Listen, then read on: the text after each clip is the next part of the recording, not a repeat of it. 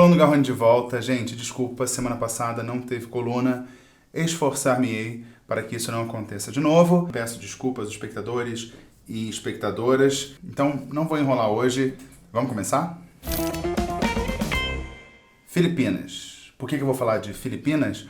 Olha, é um exemplo de como a democracia pode ser corroída a olhos vistos. Na verdade, é um anti-exemplo, né, do que não fazer. Bem, por que eu estou falando de Filipinas? A notícia que ganhou as manchetes internacionais foi a condenação de uma das mais renomadas jornalistas do país. Tá bom, você pode achar meio chato, mas olha, eu garanto que a história é interessante. Mistura submundo, execuções sumárias, jornalismo, prisão, ameaças, misoginia, injustiça, muita arbitrariedade. Parece até série. E serve pra gente refletir. Esse é meu convite pra você. Vamos falar de Filipinas? Olha, para entender as Filipinas de hoje, tem que falar do presidente de extrema-direita democraticamente eleito, vale dizer, Rodrigo Duterte. Linha dura que desde a campanha incentivava o assassinato de traficantes de drogas.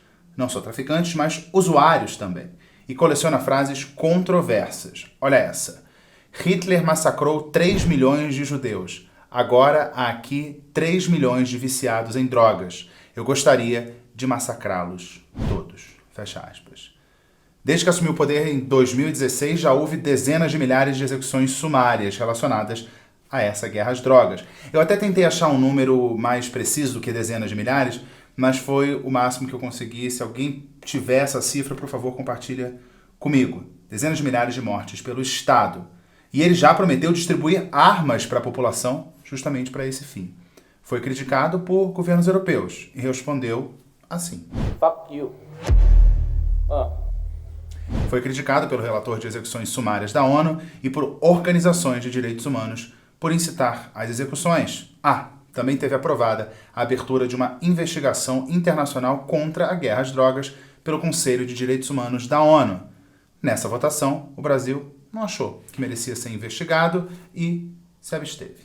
E olha, tem um levantamento independente feito nas Filipinas que detectou um aumento também súbito de estupros praticados por agentes de segurança. A maioria das vítimas, menores de idade, tratadas como suspeitas na tal guerra às drogas. E durante essa pandemia, já até falei aqui numa coluna anterior, o Duterte disse que a polícia deveria matar quem não cumprisse a ordem de quarentena. Esse é o jeito Duterte de ser. E aí vem uma jornalista e denuncia isso tudo. E não é qualquer jornalista. Maria Ressa, que também é cidadã americana. Eu me lembro dela quando ela era correspondente da CNN, mas hoje ela comanda o Rappler, um site de notícias filipino que denuncia sistematicamente os excessos do governo e das autoridades públicas. E ela vem sendo atacada e xingada pelo presidente. Eu não queria abrir parênteses não, mas eu acho que vale abrir, peço desculpas, para contar uma história do Duterte. Quando ele era ainda candidato a presidente, ele lembrou um episódio que havia passado quando ele era prefeito, uma rebelião num presídio. E uma missionária australiana tinha sido estuprada por vários detentos e morta. Aí, o candidato Duterte soltou a frase, abre aspas, fiquei com raiva por ela ter sido estuprada, mas ela era tão bonita, o prefeito deveria ter sido o primeiro. Que desperdício, fecha aspas. Um nojo, o problema não era um estupro, mas o fato de ele não ter participado. Aí ele se defendeu, disse que estava sendo punido por ter uma boca suja, mas garantiu que faria um governo limpo. Ganhou as eleições. Fecha parênteses. O hoje presidente Duterte ataca a Maria Ressa e o site dela. Ambos viraram alvo da campanha de ódio dos seguidores do presidente. A própria jornalista já declarou que é mais fácil ser correspondente de guerra do que lutar por liberdade de imprensa. Porque na guerra, segundo ela, você pelo menos sabe quem é o inimigo.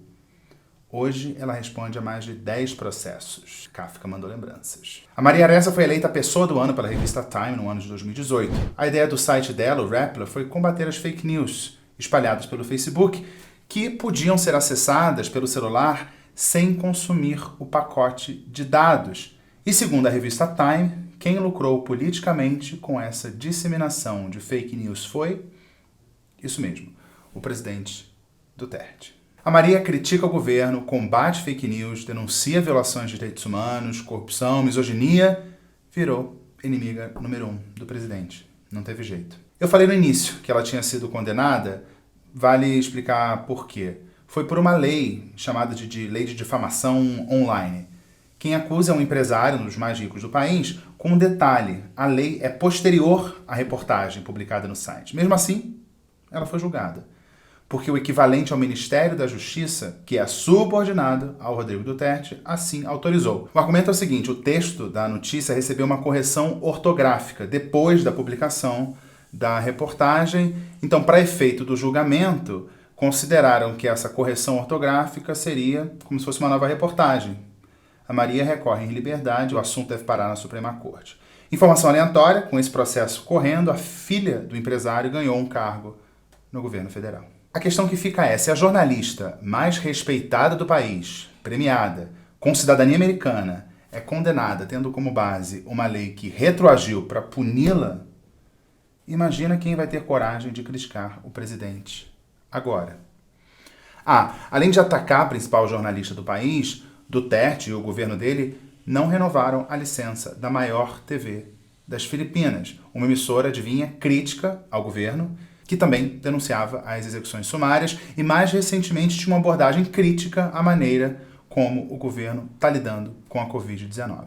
Prisão de jornalistas lá não é coisa incomum. E teve o caso de uma senadora, presidente da Comissão de Direitos Humanos, que investigava as execuções relacionadas às drogas, foi presa, acusada de tráfico de drogas. Teve uma reação internacional, mais condenações, e Duterte, como sempre, não liga, lembra? Fuck you. Pois é. E ele também já conseguiu remover uma juíza da Suprema Corte, não poupa nem a Igreja Católica. E Duterte, com seu talento para ditador, não cansa. Tá para assinar uma lei antiterrorismo que vai permitir prisões sem mandado e sem acusação formal, de acordo com defensores de direitos humanos, um álibi para deter opositores. Opositor, leia aqui, qualquer um que o critique.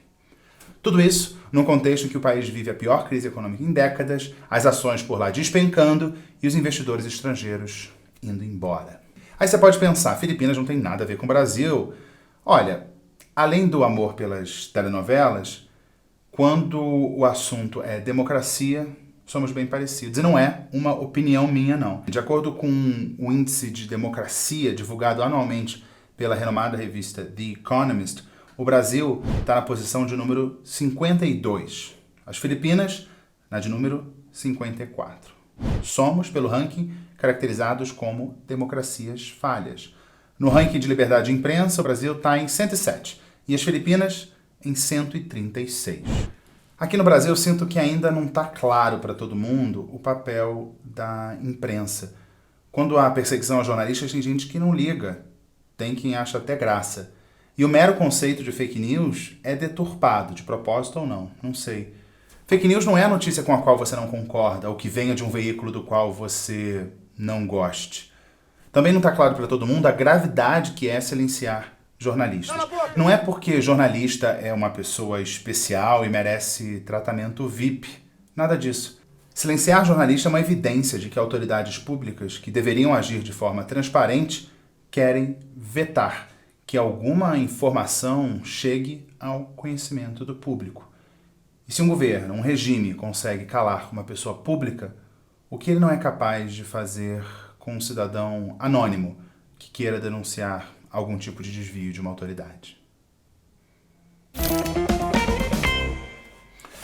Amiguinhos, hora de ler as mensagens relativas à última coluna. Gostaram da coluna de hoje?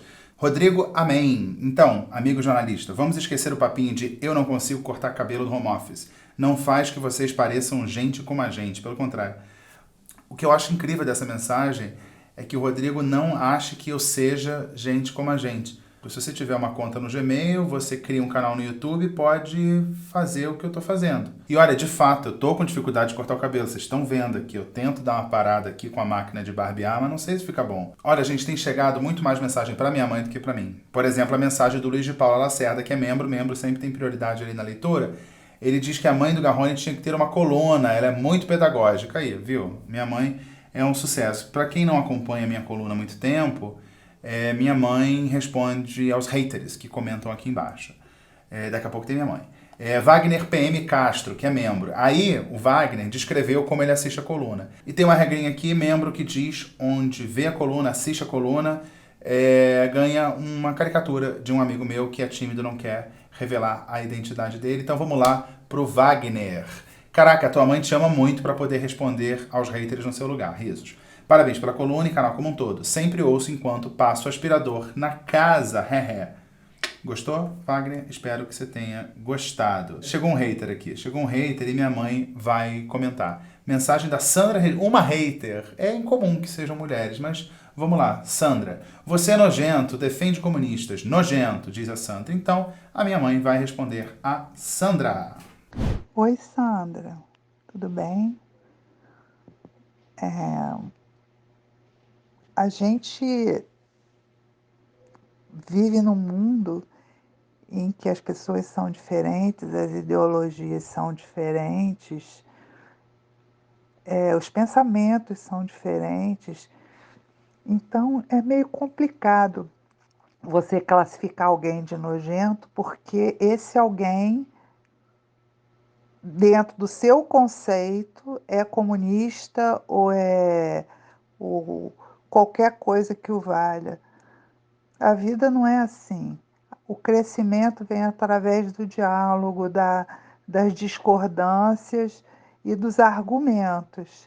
Nojento não é um argumento. Aliás, quando você não tem argumento, você agride a pessoa. Não é legal isso, não.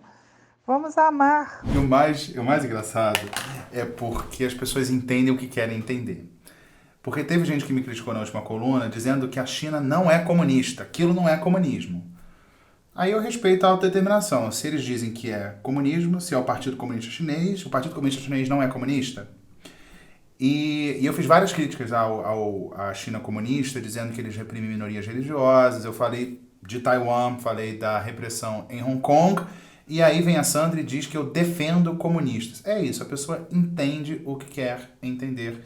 Infelizmente, a mensagem que eu passei com certeza não foi essa. Eu apresentei aqui várias críticas à República Popular da China e ao seu governo. E a gente vai encaminhando para o fim. No fim, tem sempre mensagem para o Francisco. Quem manda mensagem para o Francisco, meu cachorro, é a Fernanda Tralala. Tralala? Que curioso, legal. Ela diz, ri alto quando viu o Francisco de roupinha. Tem uma única roupa, porque às vezes fica frio mesmo, então ele precisa daquela única roupa e parece que fez sucesso. Mas vamos dizer que o guarda-roupa não é o forte do Francisco. Qual será o forte do Francisco? Vocês já conhecem Francisco? Francisco tem várias facetas. Veja na coluninha do Francisco. A coluna do Garrone fica por aqui. Vocês já sabem onde vocês conseguem me ver. Você já se inscreveu no canal? Se inscreva no canal. Se você já é inscrito, faça o convite para você ser membro, acesso a conteúdos exclusivos, pode ganhar desenho, leitura dos comentários, mas também tem programas exclusivos para membros, conteúdos exclusivos para membros. Então fica o convite aqui para você ser membro do My News. Então eu espero você na semana que vem. Curte, pode comentar aí, de preferência sem agredir, porque aqui o espaço é de diálogo. Um beijo e tchau. Até a próxima.